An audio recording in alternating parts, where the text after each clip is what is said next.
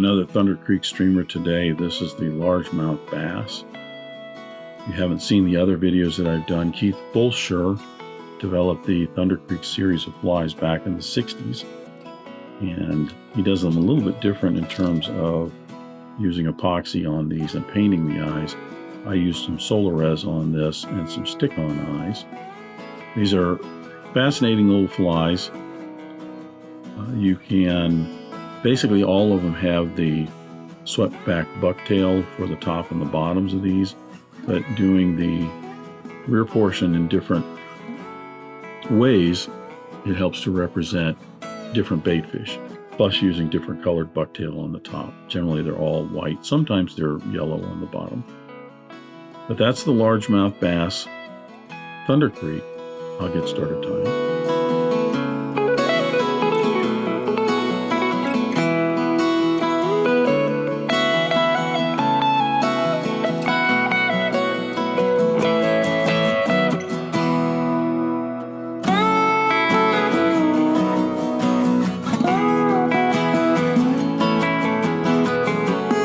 I'm going to start this Thunder Creek fly with my hook and the vise. This is a Mustad R75S.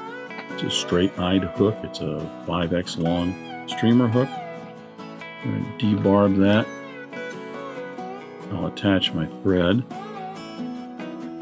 The thread I'm just using is a Danville 70 Denier in white.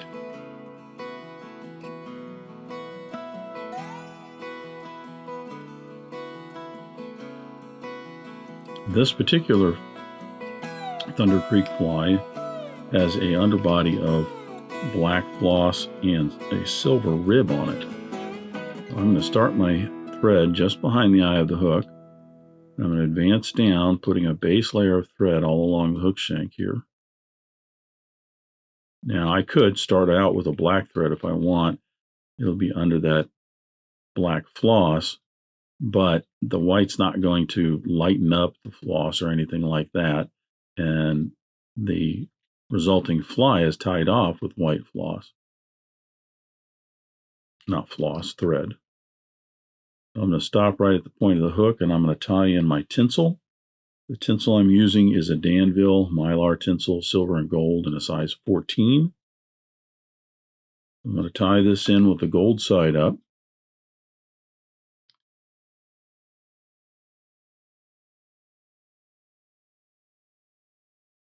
Advancing my thread down a little bit to secure that in. Now I'm going to tie in the black floss. I'm using a Danville 4-strand Rayon in black.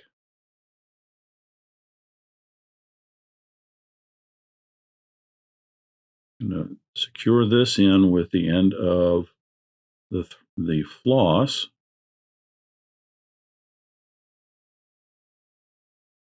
Here, coming down to the end of the body. Remember, the body on these is very short because we want a long head on these.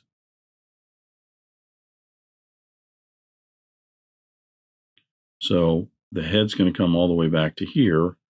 So I'll bring that floss down to the body section. This floss is acting kind of odd today.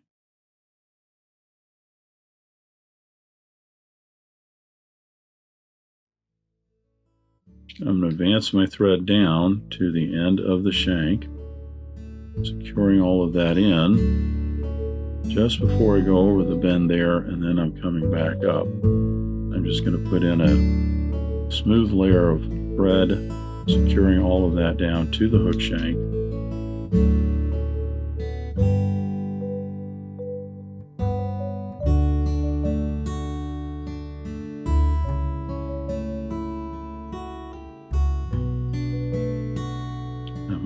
Forward to just where the head is going to end, which is about a third of the way down the shank. Now I'll wrap in that floss for the body, and then I'll put the tinsel in for the rib.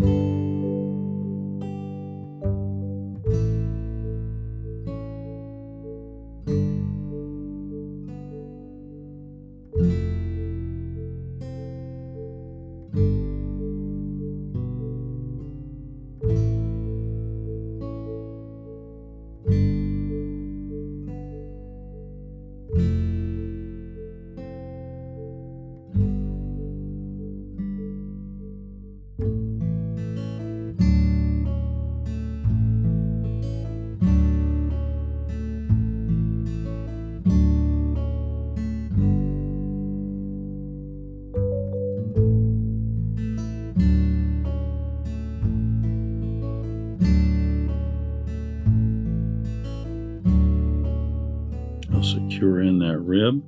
Don't think it's that important how many wraps of the rib you have in there, as long as they're evenly spaced.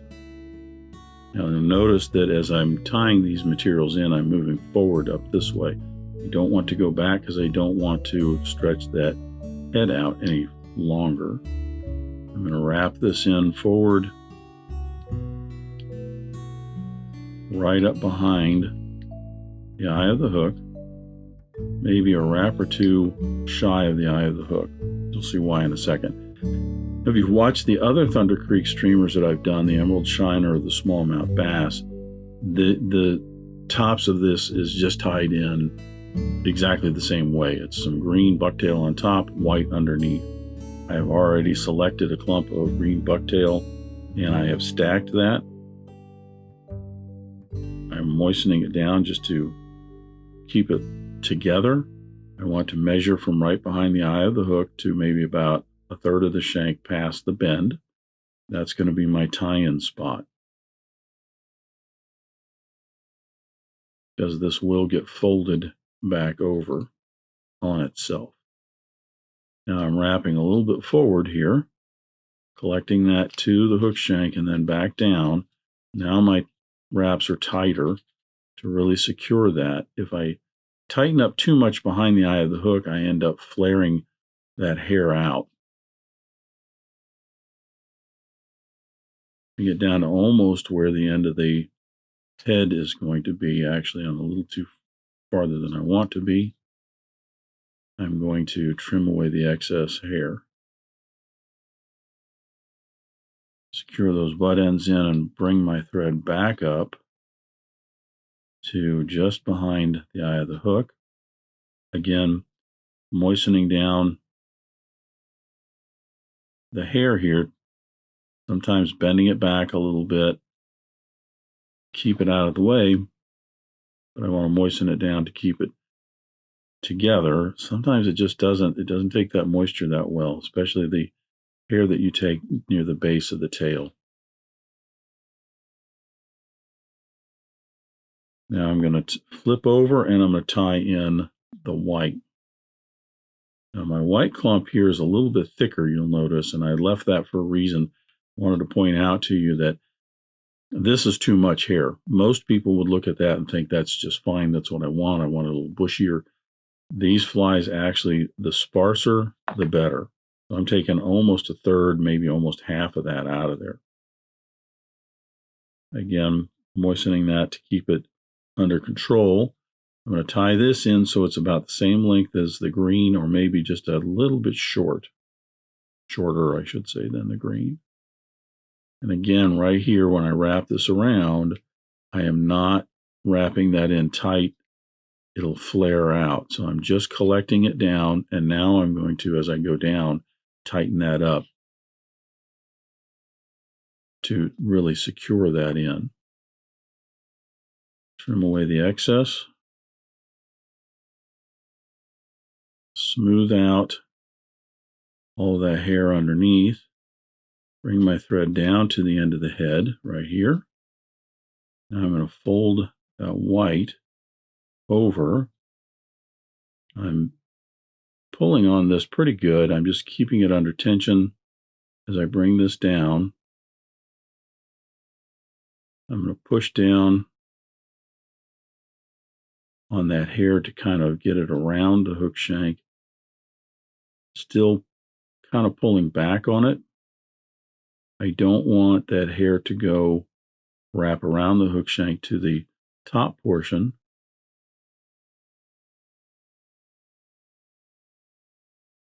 And I'm not cranking down on those wraps right there, but I'm pushing on this to try and get that hair to distribute and cover up the side there. Sometimes that's successful, sometimes it's not.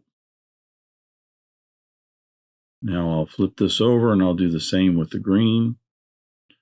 I'm going to collect this together, pulling it backwards under tension, pressing down on that to try and get that hair to spread out just a little bit. Few wraps, press down a little bit more, and then a few wraps to secure it. because I'm using bucktail from the bottom portion of the tail, it does tend to flare, even though it's nice and straight. So what I like to do at this point is to pinch these hairs together like this and just get one or two light wraps of thread, very light, back at the base there. That helps to collect it down a little bit. I'm going to put a little wax on my thread, and I'm going to put a little whip finish right here in the front. Notice how the head on this is just a very, very fine kind of torpedo shape to it. Actually, I'm going to put a little bit more thread on there because I got a lot of green kind of showing through here. There we go. Now I'll put a whip finish in there.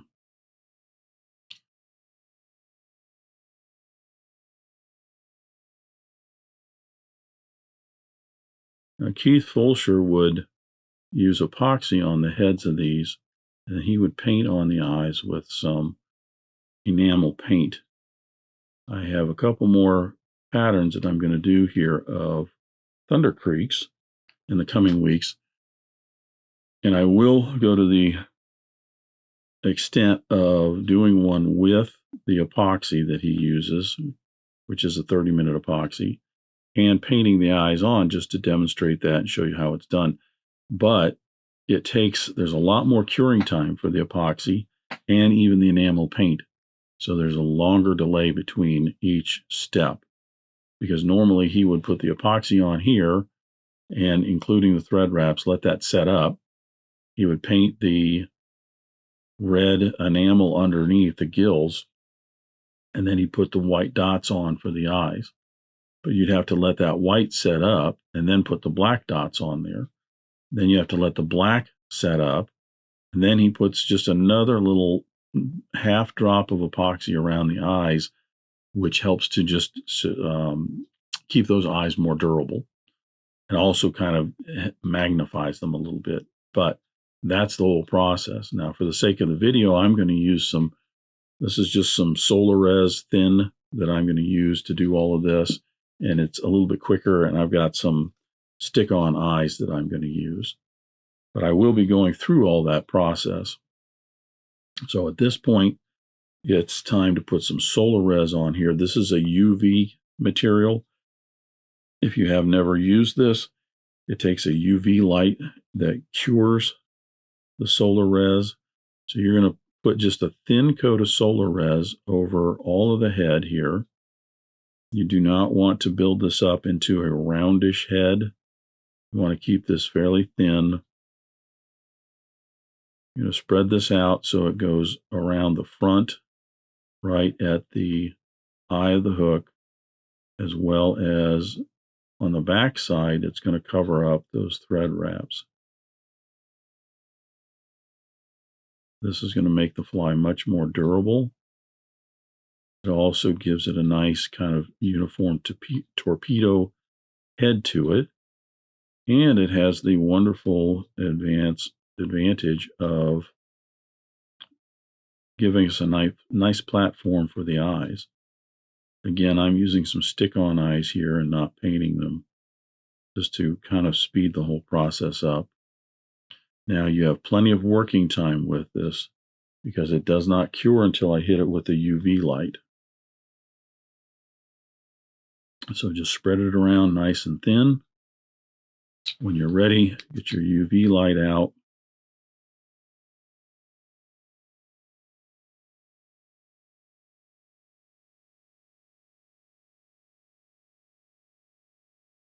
Hit that a little bit with your torch. It's all done. The Solarez is a nice UV material because it's not tacky. So I get a clear finish on this, and it's hard, it's durable, and it's not tacky. Now I can use some lacquer. This is just some red lacquer. I'm going to paint the underside of those thread wraps. This is a gill flash, or just to represent the gills on our little bait fish. So we're just going to put a little bit right on the underside.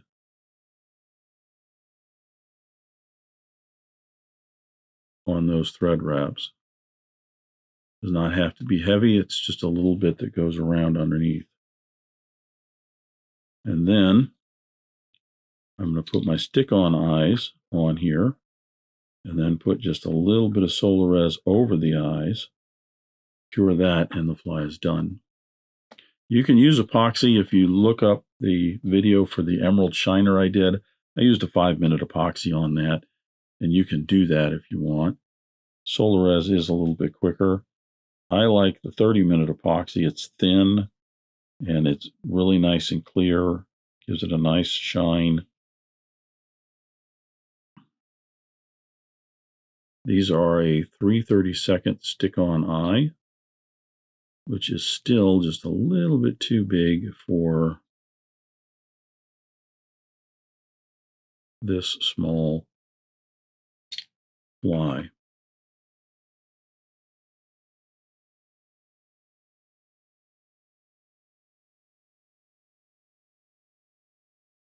I want to try, and these are a paper flat sticker. The plastic ones, if you look at the video I did for the smallmouth Thunder Creek I did last week, I used some plastic stick-on eyes, and they tend to pop back out, and I think these are going to as well, unfortunately.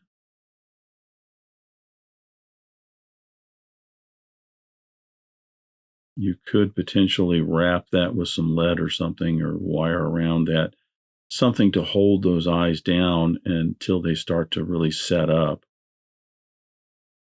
That's the only thing I don't like about these stick-on eyes.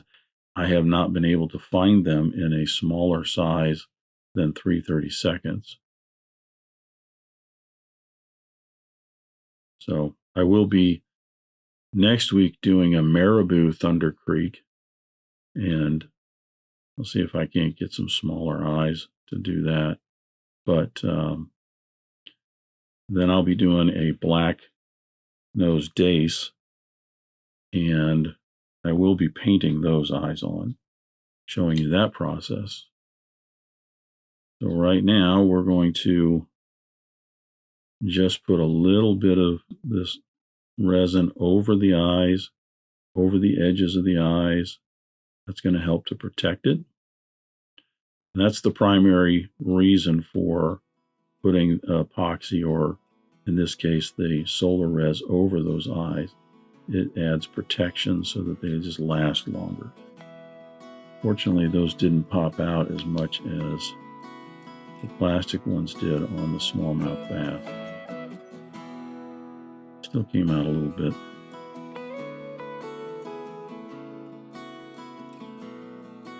So this is a size 6, I think. Yeah, size 6 hook. If you were to do these in a size 4 or even 2 with that head, these eyes would work okay. But keep in mind, your bait fish are pretty small, usually under 2 inches. This is about 1 3/4 inches, maybe close to 2 inches.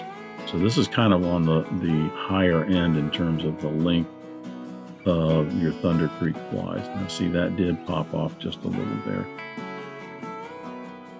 So, like the smallmouth, unfortunately, those eyes just didn't quite work as well as I wanted them to. Now, painting them on works real nice, and I will demonstrate that. But there's different options for you in terms of making some Thunder Creeks, finishing those eyes off. That is the largemouth Thunder Creek. Thanks for watching today. Thank you for joining me at the Vice today. I hope you learned a new pattern, at least a tip or trick here and there.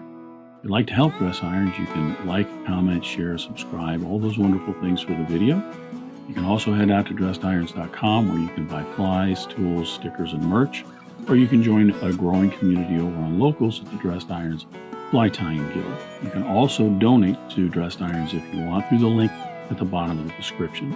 I thank everybody for their ongoing support, as it really does help the creation of these videos. And what's important is to remember, only fly tying. If you're not having fun, you're doing it wrong.